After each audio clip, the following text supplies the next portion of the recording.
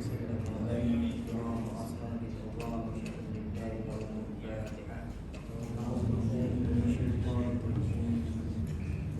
بسم الله الرحمن الرحيم. الحمد لله رب العالمين الرحمن الرحيم مالك يوم الدين اياك نعبد واياك نستعين اهدنا الصراط المستقيم صراط الذين أنعمت عليهم غير المغضوب عليهم ولا الضالين.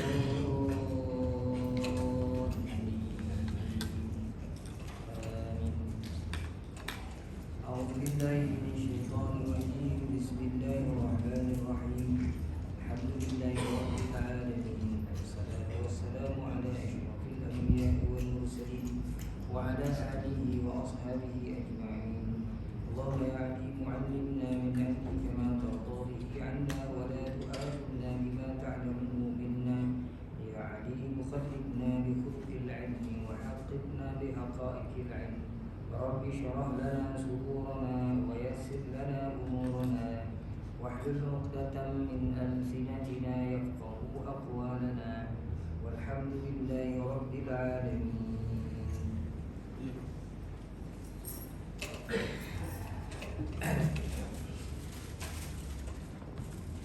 أعوذ بالله من الشيطان الرجيم. بسم الله الرحمن الرحيم. السلام عليكم ورحمة الله تعالى وبركاته. الحمد لله والصلاة والسلام على رسول الله وعلى آله وصحبه ومن والاه. أشهد أن لا إله إلا الله وأشهد أن محمدا عبده ورسوله. قال رب اشرح لي صدري ويسر لي أمري واحلل عقدة من لساني يفقهوا قولي. أما بعد. Yang mengurusi surau beserta dengan ahli jawatan kuasanya, sahabat fadilah, tuan-tuan guru, tuan-tuan imam, tuan-tuan haji, puan-puan hajat, tuan-tuan, puan-puan hadirin hadirat yang dirahmati Allah Subhanahu wa taala sekalian. Alhamdulillah tuan-tuan dan puan-puan, seperti biasa kita sama-sama mengucapkan syukur kepada Allah Subhanahu wa taala kerana masih lagi kita diberikan ruang untuk terus hidup sampai ke saat ini dan kita boleh sama-sama menjalankan solat maghrib secara berjemaah. Mudah-mudahan tuan-tuan kita mohon kepada Allah Subhanahu wa taala agar semua ibadah yang kita lakukan selama ini diterima oleh Allah Subhanahu wa taala dan di akhirat insya-Allah menjadi bukti dan tanda pengabdian diri kita yang sesungguh-sungguhnya kepada Allah Subhanahu wa taala insya-Allah. Di malam ini tuan-tuan kita seperti mana yang telah baru-baru ini berusia ada maklum kepada saya lah. Ingat kita jangan silap berapa ini. Kalau silap minta maaf lah fungsi ya. Habis seorang diri. Jadi minggu kedua dengan minggu keempat tuan-tuan hari Ahad kita akan baca Sirah Nabawiyah lah, tentang Sirah Nabi. Minggu pertama dengan minggu kedua ada permintaan daripada pihak surau untuk kita apa ni, kelas tafsir lah.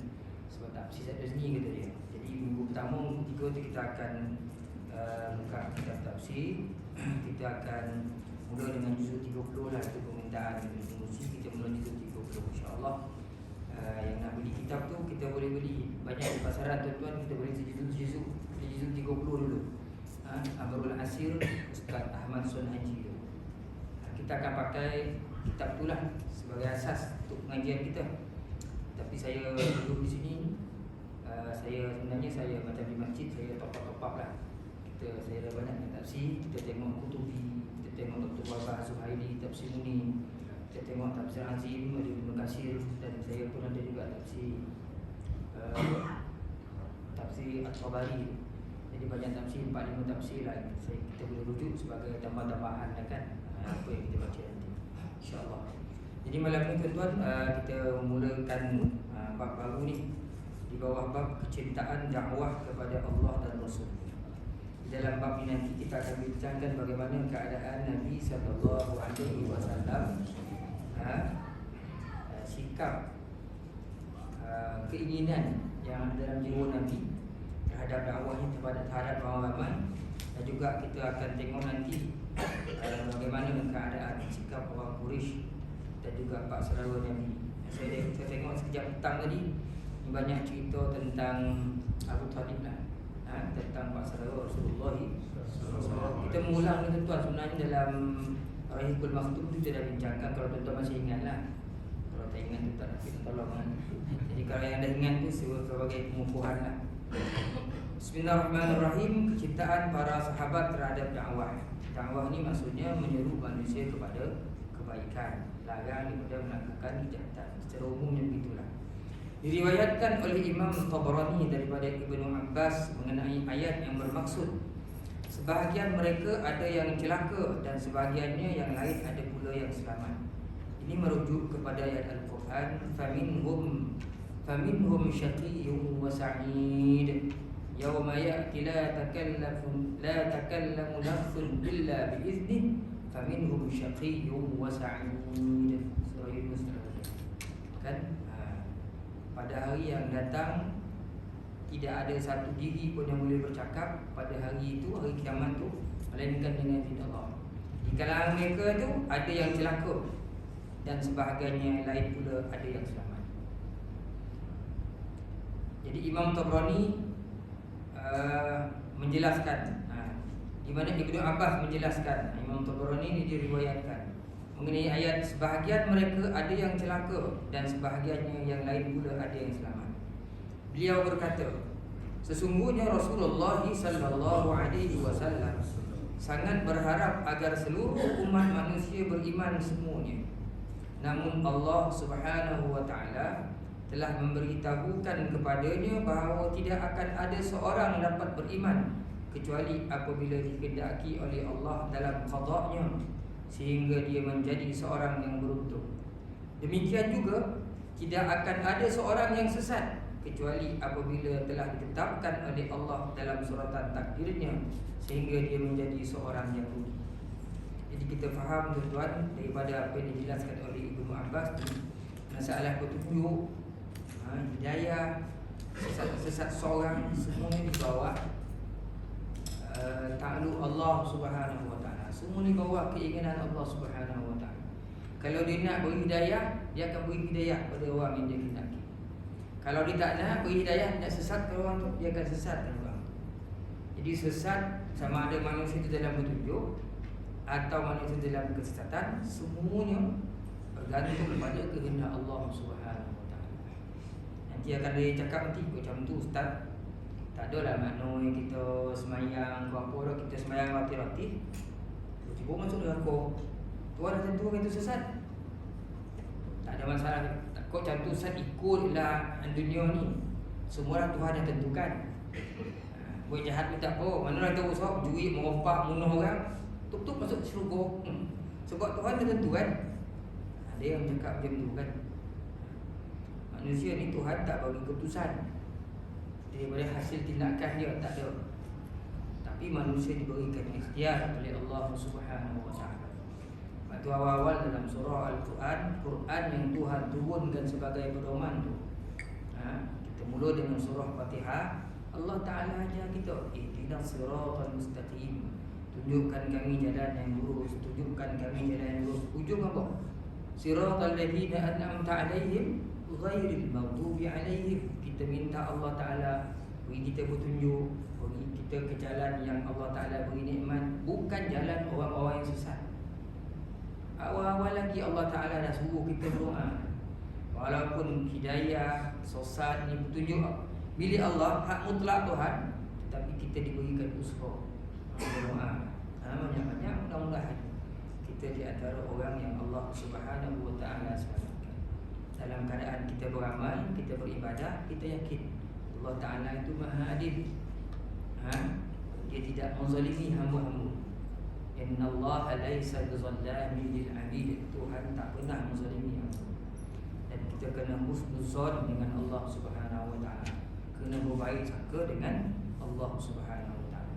Namun walaupun kita ni berbaik sangka dengan Allah Ta'ala, janganlah tak buat apa-apa. Mayang tak, puasa tak, ustaz tu ajar. Kita kena baik sangka dengan Allah Ta'ala. Kita baik sangka, insya-Allah akhir kita selamat. Tak ada dah. Dalam Quran tu banyak ayat, suruh semayang, suruh puasa, suruh bayar zakat, suruh buat baik pada mak ayah.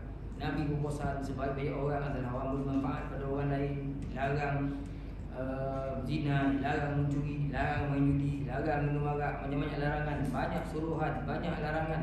Itu semuanya perlu kita taati, kita patuhi dalam keadaan kita berbaik sangka dengan Allah Ta'ala, menjauhi perkara-perkara yang dilarang, ikut perkara yang disuruh. InsyaAllah kita akan ke syurga Allah Subhanahu Wa Ta'ala. Ini maksud ayat ini tuan. Faminhum syaqiyyun wa sa'id. Sebahagian manusia itu ada yang syaqi, yang celaka kesudahannya, wa sa'id, dan ada juga yang bahagia, yang selamat. Jadi Nabi SAW kena ikutkan seperti mana disebutkan di sini, harap semua manusia ni kalau boleh semua beriman. Itu yang ada dalam diri Rasulullah SAW. Lepas tu kalau kita tengok dalam juzuk 1 ada satu ayat, pertengahan juzuk 1, ayat 75 surah Baqarah. Itu awal Baqarah. Afatatma'una an yu'minu lakum wa qad kana fariqum minhum yasma'una kalam Allah summa yuharrifunahu min ba'di ma aqaluhu wa hum ya'lamun. Ayat tu Allah Ta'ala tanya kepada Nabi, adakah wahai Muhammad kau nak sungguh-sungguh semua orang beriman, sedangkan orang Yahudi itu sebahagiannya dia dengar dah kalam Allah, tapi dia ubah kalam Allah Ta'ala, ubah ikut suka hati dia, ikut nafsu dia. Kau nak semua orang beriman, nak cerita dia bagaimana keadaannya. Ayat lain, laqad ja'akum rasulun min anfusikum azizun 'alaihi ma 'anittum harisun 'alaikum bil mu'minina raufur rahim. Nabi itu sifat dia amat susah hati kalau bondo-bondo yang tak baik mengenai iman, dan dia nak kalau baik, kalau boleh semua manusia dalam keadaan kebaikan, ditimpa menerima kebaikan. Itu yang ada dalam diri Rasulullah sallallahu alaihi wasallam. Kau nak semua beriman, tak boleh, sebab hidayah itu semua adalah hak Allah. Sebab itu dalam Al-Quran kalau tuan-tuan tengok ada banyak ayat yang menyebutkan bahawasanya Allah Ta'ala lah yang menentukan segala-galanya. Walau syaa rabbuka la'amana man fil ardi kulluhum jami'a afa anta tukrihun nasa hatta yakunu mu'minin wa ma kana li nafsin an tu'mina illa bi iznillah wa yaj'alur rijsa 'alal ladzina la yaqilun. Itu jelas dalam Al-Quran juzuk 13-12 itulah kan. Kalau Tuhan kamu nak wahai Muhammad, walau syaa rabbuk la amana man fil ardi kulluhum jami'an, nescaya dia akan jadikan semua atas bumi semua beriman. Tak ada selesai dah. Afa anta tukrihun nasa hatta yakunu mu'minin. Adakah kau nak paksa semua orang semua beriman? Ayat ni terus sebab apa tuan? Sebab Nabi dia risau. Orang musyrik, orang Quraisy, kaum dia ramai yang tak beriman. Allah Ta'ala tanya, adakah kau nak paksa semua orang beriman wahai Muhammad? Allah Ta'ala sambung, wa ma kana li nafsin an tu'mina illa bi idznillah. Tidak ada seorang pun, satu diri pun yang boleh beriman kepada Allah melainkan dengan izin Allah Subhanahu Wa Ta'ala. Itu jelas. Petunjuk ni milik Allah Subhanahu Wa Ta'ala. Kemudian Allah berfirman kepada Rasulullah sallallahu alaihi wasallam. Ini pun ayat Quran tuan-tuan yang diterjemahkan. Mungkin engkau Muhammad bersusah hati disebabkan mereka tidak beriman. Jika kami berkehendak, maka kami turunkan ayat seksaan, turunkan seksaan daripada langit sehingga leher mereka itu akan tunduk kepadanya. Mungkin engkau Muhammad bersusah hati, la'allaka baghi'un nafsaka alla yakunu mu'minin in nasha' nunazzil 'alaihim minas sama'i ayatan fadhallat a'naquhum laha khadi'in. Ayat itu dah. Kalau mungkin kau Muhammad la'allak baghi'un nafsak, boleh jadi Muhammad nanti kau akan membinasakan diri kau. Sebab apa? Kau nak semua orang beriman. Tak boleh macam tu, tak akan berlaku macam tu. Kalau kami nak wahai Muhammad, kata Allah Ta'ala, kami akan turunkan daripada langit ni sesaan kepada orang, paksa supaya semua beriman, semua akan jadi beriman. Tapi tak begitu keadaan. Kerana Allah Ta'ala sendiri menyebutkan, Laisa 'alaika hudahum walakin Allah yahdi man yasha. Bukan kamu yang memberi petunjuk wahai Muhammad, tetapi Allah memberi petunjuk kepada siapa yang dikehendaki. Apa tu? Wa anna Allah yahdi man yurid. Sesungguhnya Allah memberi petunjuk kepada sesiapa yang Dia kehendaki. Ibnu Jarir meriwayatkan daripada Ibnu Abbas, kalau Allah Ta'ala nak beri petunjuk, dah lama dah Abu Lahab tu dapat petunjuk, Abu Jahal tu dapat petunjuk, tapi Allah Ta'ala tak nak petunjuk. Kan? Itulah ketentuan yang Allah Ta'ala tentukan. Semua juga hari ni tuan-tuan, kita tengok hari ni kan, dalam keadaan hari ni, siapa boleh terfikir elok lagu, nyanyi lagu bidit, tiba-tiba masuk Islam. Michael Jackson elok main gitar, tarik gitar, apa ni, siapa nama? Cat Steven, dah jadi nama masuk Islam. Kalau Allah Ta'ala nak, tak ada yang mustahil, boleh Islam semua. Tapi Allah Ta'ala pilih sesiapa yang Dia kehendaki. Naik dongan, main Tyson pun masuk Islam kan. Dongan lah, sahabat Allah Alam lah. Kalau dia nak, orang dari Islam pun akhirnya keluar, murtad, keluar daripada agama. Itu pun pernah berlaku banyak sejarah dalam negara kita ni. Bahkan sampai naik mahkamah kan. Dulu punya cerita kes Natrah semua tu kan, banyak kes lah. Jadi petunjuk ni sebenarnya Allah Ta'ala. Macam Allahyarham Datuk Harudin ni pernah cerita dulu. Seorang pelajar perempuan dan balik di luar negara, kerja bagus apa semua, tapi selalu mengurungkan diri. Ingat apa berzikir ke, berwirid ke, selawat ke dalam bilik tu. Kalau dia keluar, dia akan pakai macam pakai tudung tu macam kita, tudung hitam, perempuan elok je. Tapi lama-lama jadi sanksi. Gaji RM10,000. Gaji dia RM10,000. Jadi mak ni jadi sanksi. Jarang sangat anak ni keluar pula. Pakaian macam tudung, tapi sekali pandang macam tak macam tudung kita. Bila sekali tu mak dia masuk, tengok ada salib. Itu yang bawa akhirnya tawarkan air semua dia terus sifat. Tak jadi. Dia dah minum apa tu, holy water tu dia tak tahulah. Kita pun kalau Allah Ta'ala nak, tak kira holy water ke apa benda water tu saja jadi. Tapi kalau Allah Ta'ala tak nak, tak berkehendak, tak jadi apa lah. Kalau Tuhan nak ambil penyakit kapak, awal tu kanser lama dah sapu penyakit kapak, hilang kanser kan. Tapi kalau tak nak, selemo sampai sebulan, tak elok-elok. Habis dah ubik makan, masa kita warning dah, apa lagi dah bagi ubik ni ustaz ni, semua tak hilang semua ni. Kalau Allah Ta'ala tak nak macam tu, hakikatnya semuanya adalah ketentuan Allah. Ibnu Jarir meriwayatkan daripada Ibnu Abbas, ketika Abu Talib sedang sakit. Ini kita sebenarnya ada tajuk pasal baru tuan, jadi dia tidak letakkan tajuk kecil dah. Ini cerita Abu Talib. Ketika Abu Talib sakit, beberapa orang Quraisy lah, pemuka ni, maksudnya pemimpin Quraisy ni, datang masuk ke rumah Abu Talib. Di antaranya Abu Jahal lah, ramai lagi sebenarnya. Jadi mereka datang tu sambil mengadulah kepada Abu Talib.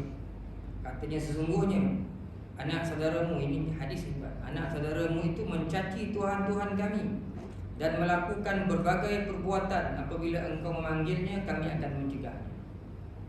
Anak saudara kau ni, wahai Abu Talib, selalu cakap macam-macam lah kat Tuhan kita ni, macam-macam cakap. Nanti kalau kau panggil dia, kita akan halang dia daripada dekat datang. Okay. Maka setelah Rasulullah dipanggil, dia datang menemui bapa saudaranya. Mereka segera menduduki tempat yang kosong di kiri kanan Abu Talib, agar Rasulullah tidak mengambil tempat dekat dengan bapa saudaranya itu. Ditutup ruang. Yang ramai lagi dalam hadis sebut ada Abu Jahal, ada Uqbah, ada Umayyah. Kan ramai ke situ dengan datang itu. Jadi dihalang Nabi itu bercakap dengan Abu Bakar. Rasulullah dekat dengan pak saudaranya. Apabila Rasulullah dekat dengan bapa saudaranya, pasti bapa saudaranya merasa kasihan kepadanya. Abu Talib berkata, wahai anak saudaraku, mengapakah kaummu sampai mengadukan perihalmu? Kabarnya kamu mencaci Tuhan mereka dan berkata berbagai perkataan. Nabi pun sebelum ni, perkara ni pun Nabi dah tahu awal-awal kan. Masa dalam kes hadis awal dalam kitab Imam Muslim kan, fi badil wahyi, permulaan wahyi, ketika mana Nabi didatangi oleh Jibril, mulut Nabi kuat-kuat, disuruh baca Iqra. Nabi pun tak tahu apa nak baca. Nabi tak tahu baca, tak ada benda nak baca. Kita pun lah tiba-tiba mulut dalam belakang, bacalah olehmu. Apa kita nak baca? Suruh baca. Nak baca tak tahu pun apa nak baca. Nabi ma'ana bi qari, ma'ana bi qari. 3 kali Nabi jawab. Kan? Bila Nabi setu balik, dia selimutkan, dia bawa jumpa Waraqah bin Nawfal. Apa di antara kata-kata Waraqah bin Nawfal? Kata Waraqah, alangkah baiknya kalau aku hidup masa kaummu menghalau, mengusir kamu wahai Muhammad, aku akan jadi pendukungmu. Aku akan tolong kamu Muhammad sesungguh-sungguhnya kalau aku ada masa itu. Tapi lepas minggu Waraqah bin Nawfal, Rasulullah tanya, aku ni akan diusir? Ya Muhammad, kaummu akan mengusir. Ada bayangan Rasulullah dah nampak macam-macam. Ini permulaan. Ketika Abu Talib ada lagi, Rasulullah dah dapat layanan yang buruk lah. Kan? Sebelum sampai saat dia diusir oleh kaumnya daripada tanah Madinah, tanah Mekah. Jadi Nabi tahu dah. Di sini pun Nabi dah nampak dah. Wahai anak saudaraku, mengapa kaummu sampai mengadukan perihalmu? Khabarnya kamu mencaci Tuhan mereka dan berkata berbagai perkataan.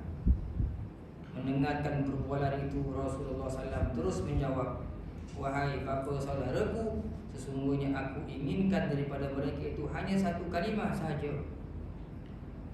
Cacian ni, bila kita baca caci, janganlah kita kata Nabi pun caci Tuhan orang lain. Macam tu kita boleh caci Tuhan-Tuhan yang lain yang tak beragama Islam ni, caci semua-semua. Oh, Islam tak ajar macam tu. Ini dakwaan orang-orang musyrik Makkah. Nabi hanya sebut je, tinggalkanlah sembahan-sembahan kamu yang bertuhanlah kamu kepada Allah Subhanahu Wa Taala. Tak ada dalam hadis Nabi sebut boleh mencaci tanpa sebab. Cuma dakwah Nabi menyebutkan apa yang kau sembah tak betul. Kita tengok di zaman Ibrahim pun macam tu. Zaman Nabi Ibrahim pun macam itu. Dalam Al-Quran ada cerita kisah Nabi Ibrahim. Tak pernah cerita pun Nabi Ibrahim cakap yang kemukan pada kaum. Cuma ditanya, qala afata'buduna min dunillahi ma la yanfa'ukum syai'an wa la yadurrukum.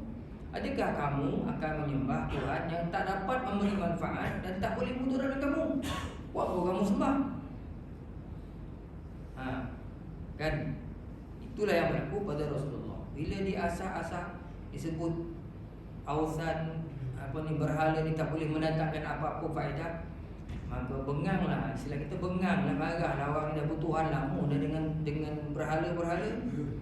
Sampailah dikatakan Muhammad anak saudaramu ni mencaci Tuhan-Tuhan. Jadi mendengar perbualan ini, Rasulullah terus menjawab, wahai bapa saudaraku, sesungguhnya aku inginkan daripada mereka itu hanya satu kalimah sahaja. Tadi apa pun gitu, aku nak satu je mereka ucapkan. Rasulullah kata, aku inginkan dari satu kalimah sahaja yang apabila mereka katakan, maka seluruh orang Arab akan tunduk kepada mereka dan seluruh orang asing akan membayar cukai itu. Kalau terima satu kalimah ni, kata Rasulullah, orang Arab semua akan tunduk pada bangsa Quraisy. Orang asing yang akan bayar cukai pada itu. Mendengar jawapan Nabi itu, maka mereka, maksud Abu Jahal pun paling kepada Nabi SAW. Kan? Kalau begitu wahai Muhammad, kata dia, demi Allah, apakah hanya satu kalimah saja yang kamu minta daripada kami? Satu je kau, kata dia. Demi Allah, kami sanggup untuk memberikan 10 kalimah untuk mendapat apa yang kamu janjikan itu. Kalau kau minta tu, aku bagi kau 10 Muhammad, tapi dengan syarat kau dapat bagi apa yang kau cakap ni. Orang Arab semua tunduk kat bangsa Quraisy, orang asing bayar cukai kat kita. Tak payah satu, kau ambil 10 lah, satu sikit. Ucapan apakah yang kau inginkan? Kan? Berkata Abu Talib, ucapan apakah yang kamu inginkan? Itu wahai anak saudara. Abu Talib tanya Rasulullah, kau nak apa sebenarnya? Apa ucapan yang kau nak orang Arab ni sebut, orang Quraisy ni sebut? Jawab Rasulullah, la ilaha illallah. Itu ya, sebutlah la ilaha illallah. Tiada Tuhan melainkan Allah. Jadi bila dengar kalimah la ilaha illallah ni, air semua keluar dari rumah Abu Talib sambil bersungut. Apakah dia mahu agar kita mengakui satu Tuhan? Mustahil sekali perkara ini. Dah ketika itu, di Kaabah tu ada lebih kurang 360 berhala. Dalam rumah masing-masing pun dah ada berhala. Kan? Tiba-tiba Rasulullah sebut tidak ada Tuhan melainkan Allah. Satu ya Tuhan. Maka akhirnya semua kaum dia lari. Semua kaum dia lah lari. Ini yang berlaku kepada Nabi tak kala berdakwah. Kok kita fikir-fikir tuan, itulah yang berlaku di akhir zaman ni.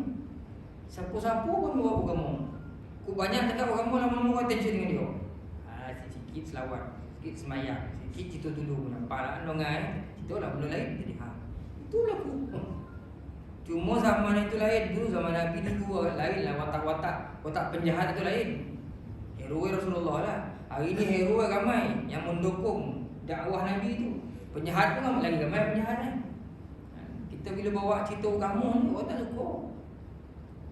So ngaji kan, setiap minggu, setiap hari ngaji di sini sana. Cuba tuan-tuan kira paling ramai yang pernah datang ni berapa orang.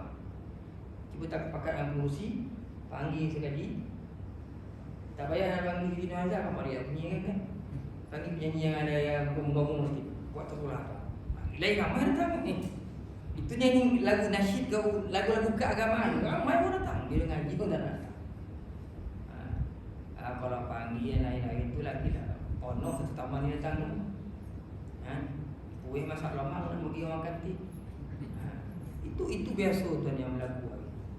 Jadi bila kita sebut ada satu orang kita nak sebut nama lah buat orang bau tuan-tuan pada. Sampai Allah Yarham Mufti untuk Muntadhar Ulama Syukur ni. Dia perempuan tapi aktif. Orang bau. Saya tahu dia aktif sebab bila dia buat majlis dia buat program dia antara penceramah hasil bagi motivasi ke budak-budak. Dia boleh kumpulkan anak-anak muda kampung. Daripada yang kecil-kecil sampai umur belasan tahun. Dia boleh kumpul lah. Yang buat kerja JK siapa? Semua anak menantu ya Allah, saya balik suami Saya kata macam mana lah kak ni boleh buat macam ni. Sebab saya rapat betul lah dengan cikgu ni. Selalu buat. Kadang-kadang tu dia tanya Tok Mufti bagi pandangannya dia. Sampai Tok Muntadhar meninggal pun dia masih lagi ada hubungan dengan Jabatan Mufti tu. Dia banyak buat program-program keagamaan. Tapi ramai juga yang marah dengan dia. Kampung tu tanya, kak kau jadi tak ada orang marah? Main yang marah. Kau macam-macam lah ni nak dapat anugerah lah, nak dapat PMC lah, nak dapat macam-macam lah orang kau kan. Ini dapat pingat manusia cemerlang lah ni. Kalau tidak pun nak dapat apa? PJK tu apa tuan? Tapi sebut dia tu. PMC tu tahu pingat manusia cemerlang. PJK tu pingat jasa kebaktian. Itu paling rendah kan. PJK tu PMC. Ada orang cakap tu nak PJK lah tu, nak PMC lah tu. Kalau Allah Ta'ala nak bagi, tak payah dah bagi. Biasa tu kawan saya seorang dia pilah tak PMC, potong ni orang lah PJK. Cik baik tak potong PJK jadi PJK yo. Tu pun bergaduh tu saya cakap. Ada macam-macam manusia orang tu. Masakan ada KK tu KK lah. Tak mengulang PMC juga. Pun saya pun heran ni. Kalau ikut sumbangan dari sini tak kebanyakan ni, tapi orang mampu PMC. Tak lama tu dah pada bangkit tu kan. PJK lah. Dia kata tak apa PJK pun PJK lah. Aduh ya orang tak nak beri kau jangan sampai PJK tu lah. PJK tak ada PJK tu. Itu yang berlaku hari ni tuan-tuan kan. Ni yang saya berlaku zaman Nabi dulu. Bila hal-hal keagamaan ni biasalah. Sebab Allah Subhanahu Wa Taala jadikan hidup ni berpasang-pasangan. Ada baik, saya ada buruk. Ada tinggi, saya ada rendah. Ada putih, saya ada hitam. Itulah adanya kebenaran, mesti ada kebatilan. Batil dengan hak dengan batil dia akan bertumbung sampai hari kiamat. Jadi siapa yang bawa agama ni dia akan rasa seperti mana Rasulullah rasa. Cuma pada yang kurang. Sebab kata Aisyah, kalau manusia ni rasa apa yang Nabi rasa masa dakwah tu, tak ada seorang pun manusia yang larat terima. Mereka akan mati gitu. Tak ada orang larat dah terima seperti mana Rasulullah. Sedangkan dalam kitab Al-Bidayah telah disebutkan oleh Ibnu Ishaq daripada Ibnu Abbas katanya, ketika mereka ke rumah Abu Talib, mereka mengatakan kepadanya mereka itu adalah Utbah dan Syaibah bin Rabi'ah, Abu Jahal bin Hisham, Umayyah bin Khalaf dan Abu Sufyan. Ada 4-5 orang bin Harb. bersama pemuka yang lain. Maknanya ada lagi pemimpin-pemimpin Quraisy yang lain yang menziarahi Abu Talib. Mereka berkata, wahai Abu Talib, sesungguhnya telah kamu ketahui kedudukan kami di sisimu, dan telah datang sesuatu yang telah kamu ketahui dan kami khawatir sekali terhadapmu, dan telah kamu ketahui pula apa yang berlaku di antara kami dengan anak saudaramu itu. Mengadu ke Abu Talib. Nabi ini dulu tuan-tuan selamat kerana ada Abu Talib ya. Abu Talib anak Abdul Muttalib kan, orang yang menjaga Kaabah. Urusan Kaabah itu jadi sangat selamatlah Nabi. Jadi ketika Abu Talib ni dalam keadaan sakit, dia datang mengadu kepada Abu Talib tentang Rasulullah SAW.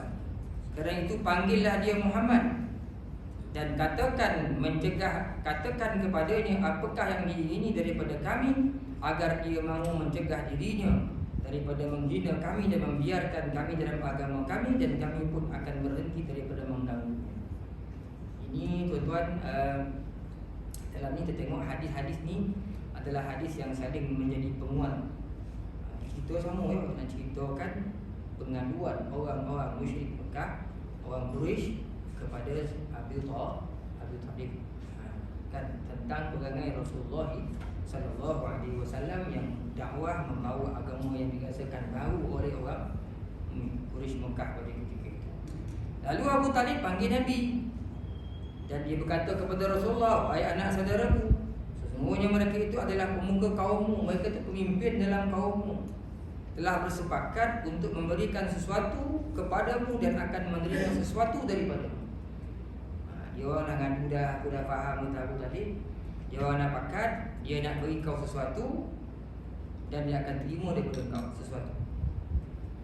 Maka Rasulullah bersabda, hanya satu kalimah sahaja aku mahukan agar nanti seluruh bangsa Arab akan tunduk dan orang asing akan ikut pula. Berkata Abu Jahal, demi Allah, ambillah 10 kalimah yang kamu inginkan. Bukan satu, wahai Muhammad, 10 belum bagi ke kau. Apa yang kau minta?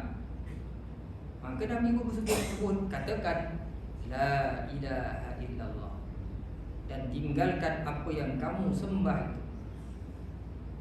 Ketika mendengar itu, mereka pun bertepuk dan berteriak, apakah kamu ingin menjadikan hanya satu Tuhan saja? Sungguh kamu ini menghairankan sekali. Bila buat bawa agama baru kan, jadi boleh lah. Kita pun ke rumah dah selalu orang masak, macam itulah kaedah. Tiba-tiba kita masak lainlah kaedah. Memang tak orang rumah kita bising, mana abang belajar ni tadi? Mana dah masak cili padi gula-gula tu. Kita duduk minta maaf, orang kata duduk orang Kelantan makan mani kalau di kupur dalam dia letak gula sikit tu. Jadi boleh lah kita. Bila malam sudah tak saya mani hero. Jadi itulah yang berlaku kepada Rasulullah SAW, bahawa agama suruh sembah Tuhan satu, padahal sebelum tu Tuhan ni banyak Tuhan. Dekat rumah ada Tuhan, kat Kaabah ada Tuhan, namun sapi kat bawah Tuhan, sama-sama. Sebahagian dari mereka itu ada yang berkata kepada yang lain, orang ini telah menerangkan kepada kamu apa yang diinginkannya, dan orang ini tidak akan memberikan apa yang kamu inginkan. Kerana itu teruskanlah dalam agama nenek moyangmu, biarkan dia sehingga Tuhan akan mengadili di antara kita. Akhirnya mereka pun bubar. Jadi hasut dari orang lain. Ni orang ni dia nak sesuatu kepada kita, dia pun tak boleh bagi apa-apa pun. Jangan peduli adalah orang ni. Sebahagian teruskanlah kita dengan agama nenek moyang kita. Akhirnya mereka pun tinggalkan Nabi sallallahu alaihi wasallam.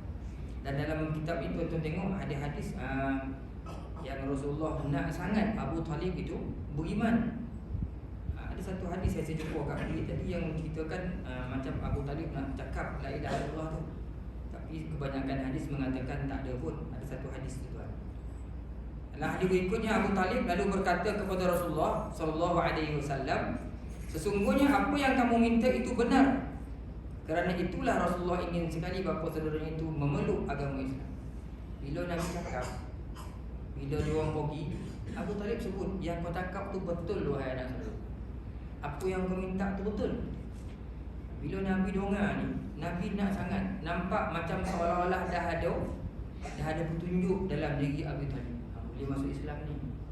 Dia sama macam kita bincang pagi tadi kan, tentang wasyu'ara yattabi'uhumul ghawun. Allah Taala mencela orang-orang penyair-penyair di zaman Nabi yang mengutuk Nabi dan para sahabat, termasuk isteri-isteri Nabi.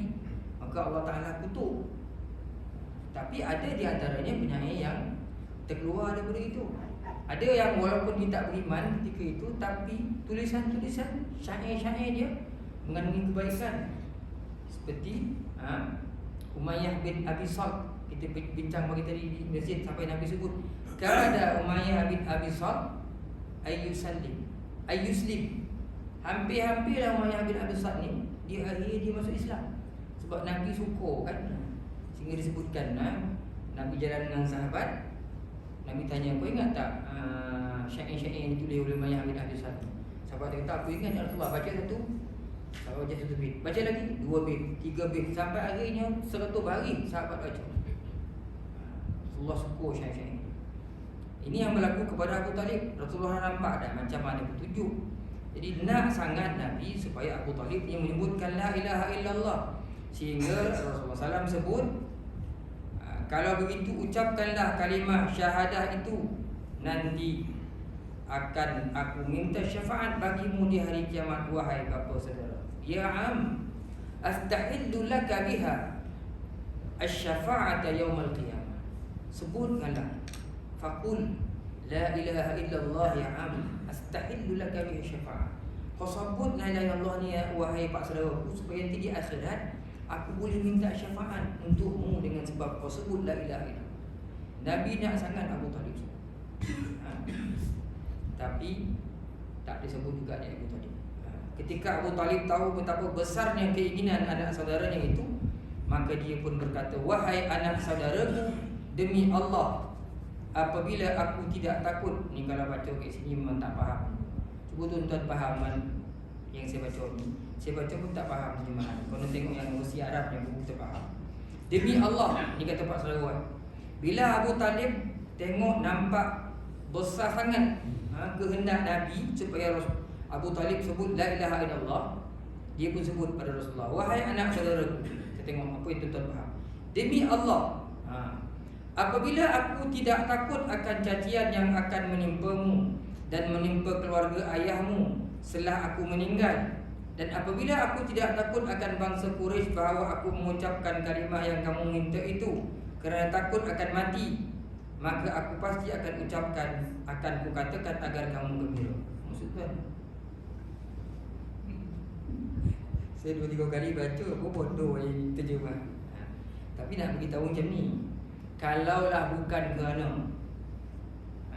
kata Abu Talib, kalaulah bukan kerana ketakutan, kalau bukan kerana aku takut lepas aku mati ni kau akan teruk mendapat cacaan dan penghinaan lagi, keluarga kau pun lagi teruk mendapat cacaan. Sebab apa? Sebab aku mengucapkan la ilaha illallah dan saya akan ucap. Kalau tak bukan kerana aku takut kau ni teruk kena cacian, aku dah ucapkan dah, wahai Muhammad. Itu maksud dia. Maknanya kata Abu Talib, dia tak ucapkan sebab apa? Dia tak nak Nabi sekeluarga nanti dihina sungguh-sungguh oleh kaum Quraisy.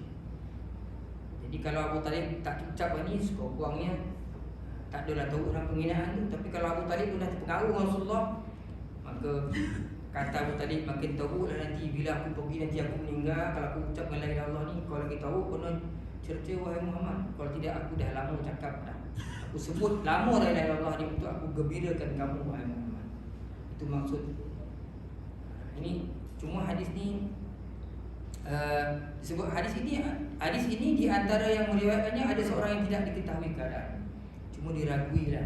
Sebab kebanyakan yang menceritakan, nanti kita akan lupa bahawasanya Abu Talib ni dia mati dalam keadaan dia tidak beriman kepada Allah Subhanahu wa taala. Sedangkan menurut Imam Bukhari rahmatullah alaih, Ibnul Musayyab menerangkan daripada ayahnya berkata, ketika Abu Talib sedang sakit tenan, maka Rasulullah SAW datang kepadanya, sedangkan waktu itu terdapat juga Abu Jahal. Maka dia berkata, wahai bapa saudaraku, katakanlah la ilaha illallah. Dengan kalimah ini kelak akan aku minta syafaat daripada Allah di hari kiamat. perkataan la, kan ada man qala la ilaha illallah dakhala jannah, Nabi sebut kan, orang siapa yang mengatakan la ilaha illallah dia akan masuk syurga. Memang tuan-tuan, cuma syurga tu penghalangnya bila ada syirik. Ada syirik maka tertahanlah syurga buat selama-lamanya, kecuali kalau bertaubat.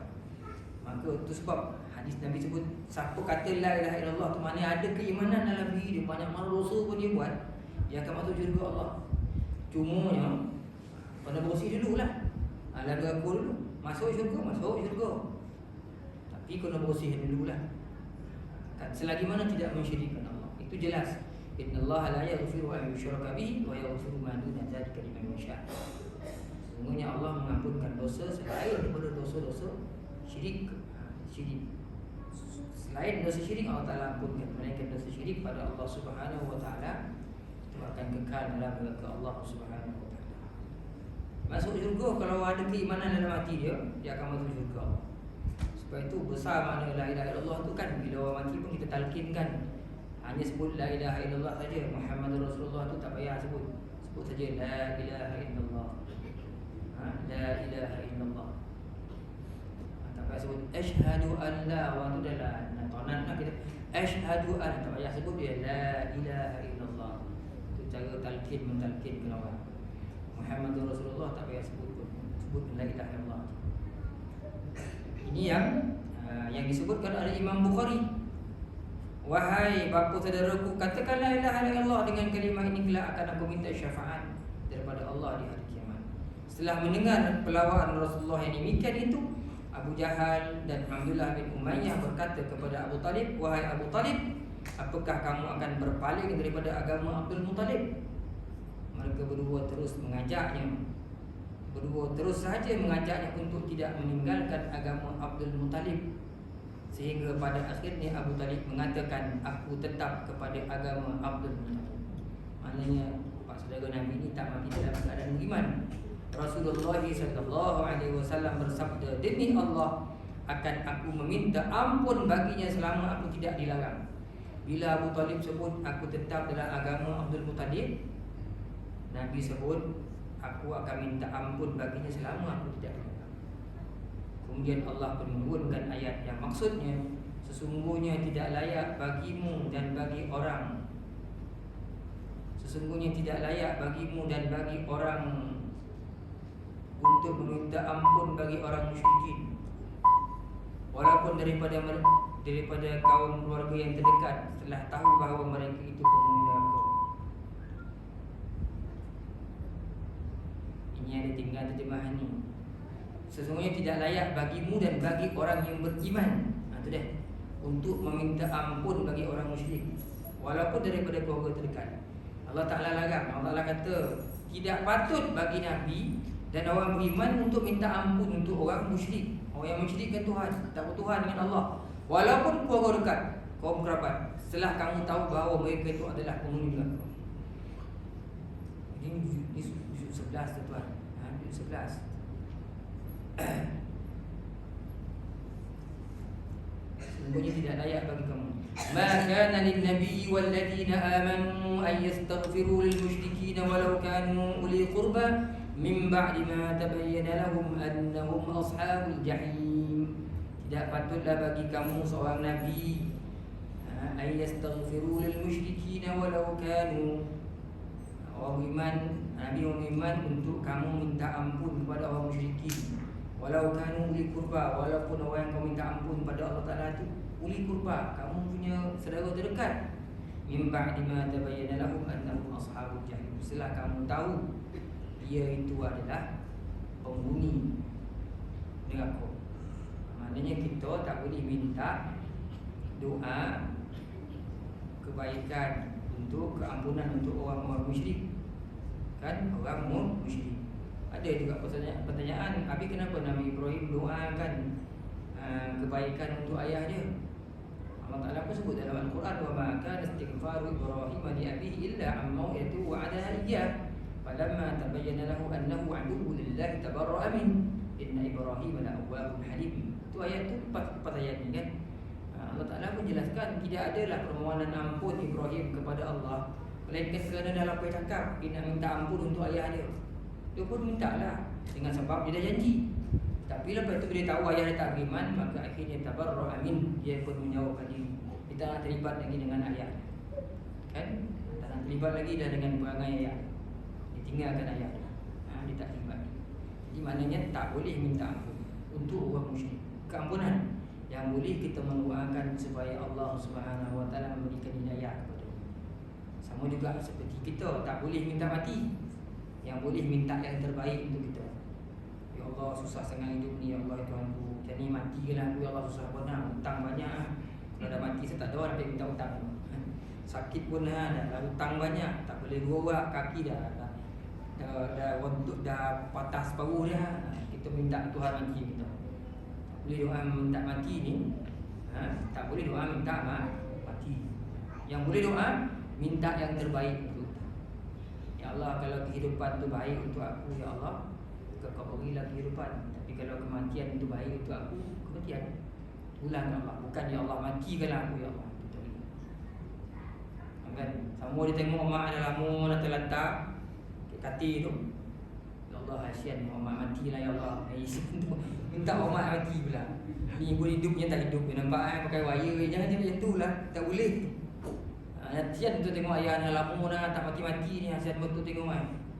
Padahal dia balik nak jaga dah orang tua tu. Latih jaga dia pun, ya Allah, kasihan betul tengok kan. Doa dia mati ayahnya. Bukan doa dia mati. Cuma doa kepada Allah, ya Allah, ya Tuhan, kau saja yang pegang jaga manusia ni. Tengoklah ayah aku ni, mentua aku ni, ya Allah, ibu aku ni, kakak aku, sesiapa lah.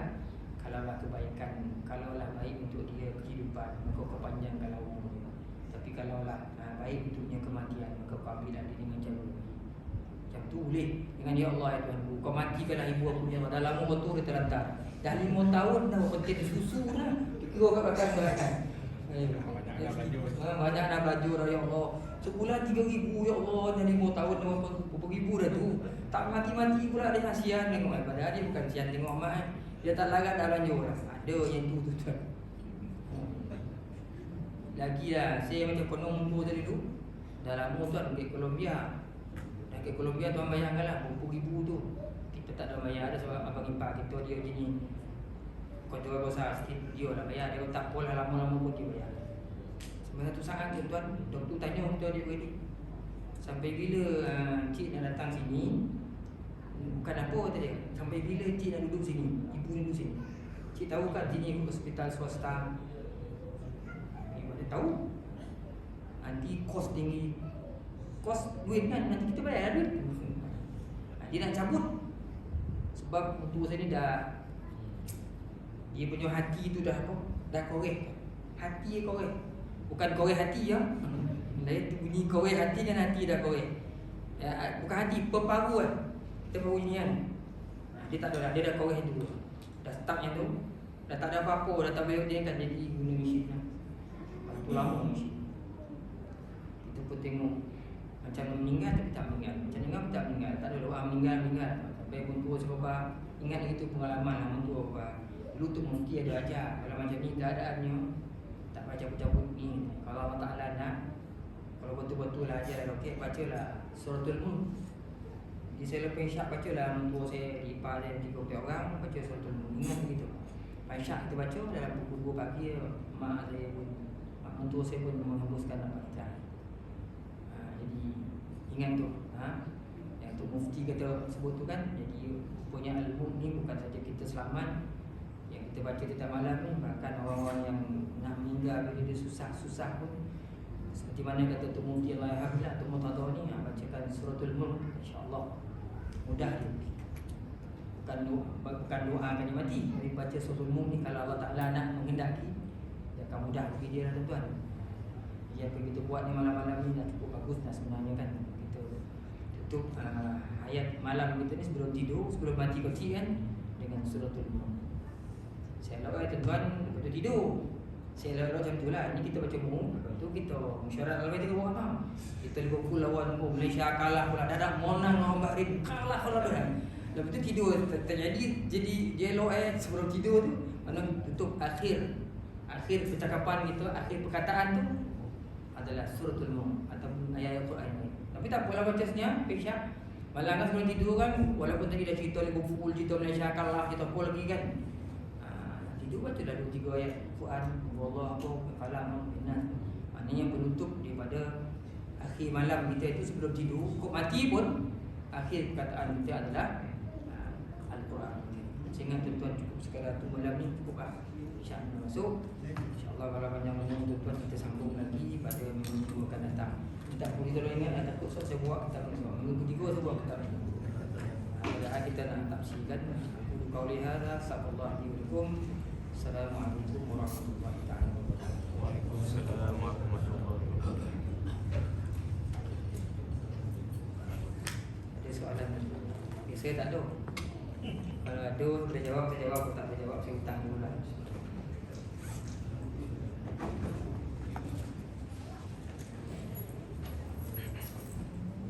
Kalau tak ada tuan-tuan, kita berhenti di sini. Bismillahirrahmanirrahim. Alhamdulillahirabbil alamin. Wassalatu wassalamu ala asyrafil anbiya'i wal mursalin wa ala alihi wa sahbihi ajma'in. Allahumma zidna ilman nafi'a warzuqna fahma. Allahumma rzuqna fahma nabiyyika Muhammadin mursalin bi rahmatika ya arhamar rahimin. Allahumma a'inna ala dhikrika wa shukrika wa husni ibadatik.